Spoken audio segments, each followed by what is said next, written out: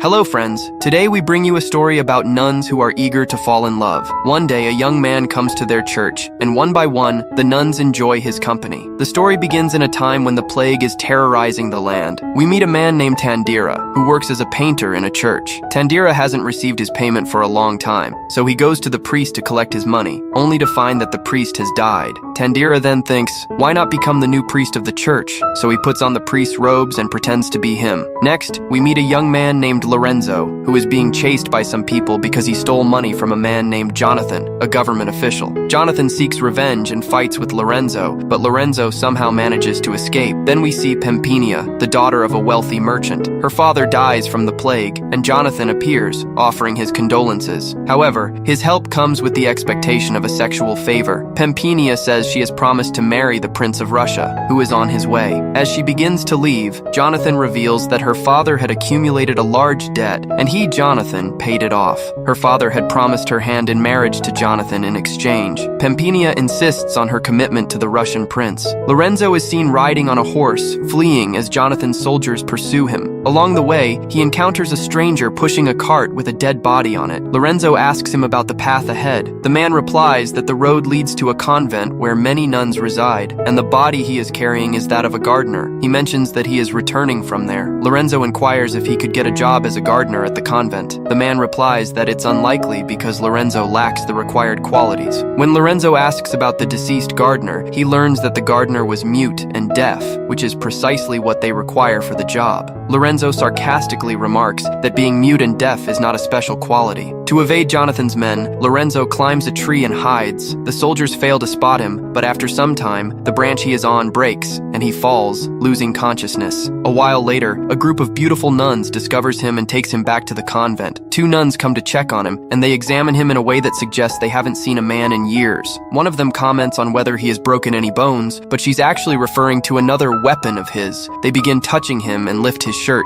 kissing his stomach. The act leaves one of the nuns in a daze, and she urges the other to do the same. The second nun also kisses him. Lorenzo, who is conscious but pretending to be unconscious, remains still. One of the nuns starts kissing his lips, but at this point, Lorenzo opens his eyes, startling them. Just then, the Mother Superior arrives, and the nuns quickly cover their faces, telling her they believe the man is mute and deaf. Hearing this, the Mother Superior is delighted, thinking that a mute and deaf man would make a perfect lover since no one would ever find out. Mother Lorenzo asks if Lorenzo is mute and deaf. Lorenzo indicates that he is both mute and deaf. Then, Mother asks the two nuns to bathe Lorenzo. While bathing him, the nuns play a playful game with him. Meanwhile, Pampinia, feeling troubled by Jonathan, goes to the church with her friend. Everyone there is a virgin. Pampinia tells her friend that Jonathan wants to marry her, but her marriage is already arranged with Mark, and she wants to marry him. One of her friends says that Pampinia should first look at Prince Mark. Another friend tells her to be quiet, as they cannot take another's fiancé before marriage. At that moment, Jonathan arrives and asks what they are doing there, reminding them that there's a lockdown. They decide to send Pampinia to a convent until Prince Mark arrives. Then, one friend brings a carriage with a disguised priest, and they all leave. Pampinia also leaves in another carriage. After reaching the convent, they strip her of her dress and make her a nun. Pampinia thinks her virginity will be safe here, but she doesn't know that the caves are being dug day and night there. Pampinia then notices Lorenzo and asks the nuns who he is. The nuns tell her that he is a gardener who works very hard. Hearing this, Pampinia begins to like him. Later, Lorenzo is working in the garden when a nun, who is different from the others, calls him, and they engage in a romantic moment behind a tree. Pampinia sees them and feels jealous. Meanwhile, Prince Mark arrives at the palace where he meets Jonathan. Prince Mark talks about the importance of his name. He mistakenly assumes Jonathan is Pampinia's father and says that he has brought a gift for Jonathan and his wife. Jonathan clarifies that he is not Pampinia's father, to which Mark replies that he must be her grandfather. Jonathan corrects him, saying he is Pampinia's future husband. Prince Mark finds this amusing and leaves. On the way, they meet a man who tells Mark that Pampinia has gone to the convent and will marry him. Hearing this, Mark heads in that direction. At the convent, two nuns come to Lorenzo's room and engage in romantic conversation. They begin undressing depressing. Meanwhile, other nuns are on their way to bathe Lorenzo. One of the nuns tells Pampanea that she will show Lorenzo the cave today, but Pampanea says this is a sin. The nuns respond that they know Pampanea is jealous, but they will still love him today. However, they are unable to proceed with their plan. They pour water into Lorenzo's tub and invite Pampanea inside, but she refuses. After Lorenzo is ready, Mother Nun takes him to the mother. There, the Mother Nun engages in a lot of love with Lorenzo. Pampanea feels very jealous seeing all this because she had fallen in love with Lorenzo. The next day, while Lorenzo is working in the garden, Pampanea is reading a book nearby. Lorenzo looks at Pampanea strangely and thinks of beating a drum. A little while later, Pampanea comes to his room, and Lorenzo understands why she is there. Lorenzo starts to remove her veil, but Pampanea stops him, ties a blindfold over his eyes, and says she wants to marry him. After this, she kisses him. Later, a carriage arrives at the convent to take Pampanea because Prince Mark has arrived there. However, Pampanea doesn't want to leave Lorenzo, so she tells the Mother Superior that Lorenzo is not mute or deaf.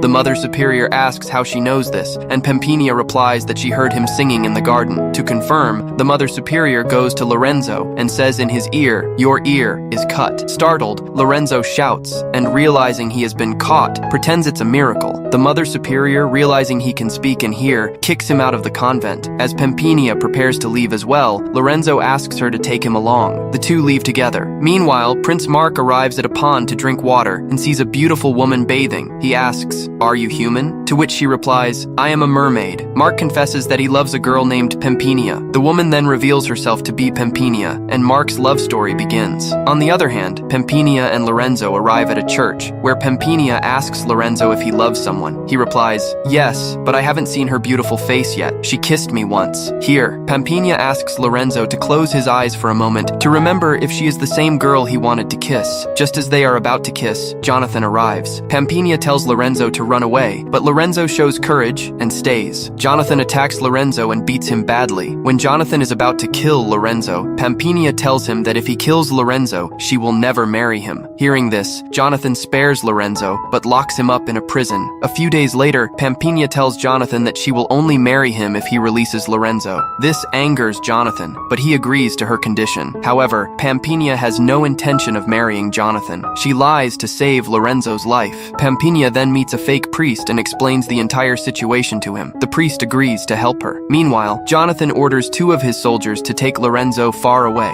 Lorenzo, however, outsmarts the soldiers and heads back toward Pampanea. On the other side, Jonathan's wedding ceremony is taking place. The priest deliberately delays the wedding by asking absurd questions, and eventually asks Jonathan to show his hands. When Jonathan shows his hands, the priest comments on how dirty they are and tells him to wash them. Enraged, Jonathan washes his hands and returns, only to hold his sword against the priest's neck. At that moment, Prince Mark arrives with Lorenzo. Together, they confront Jonathan and overpower him. Jonathan tries to escape, but Lorenzo fights him and ultimately pushes him into a well. Pampanea arrives and tells Prince Mark that she cannot marry him. This leaves Prince Mark in shock. When Pampanea reveals her face, Mark says, "You are not Pampanea. The Pampanea I met was at the pond." Just then, another Pampanea enters. After this, Lorenzo starts to leave. Pampanea stops him and asks, "Where are you going?" He replies, "I am going to find the girl who kissed me, and I will marry her." At this moment, Pampanea asks Lorenzo to close his eyes and kisses him. Lorenzo instantly recognizes her, and with that, the story ends.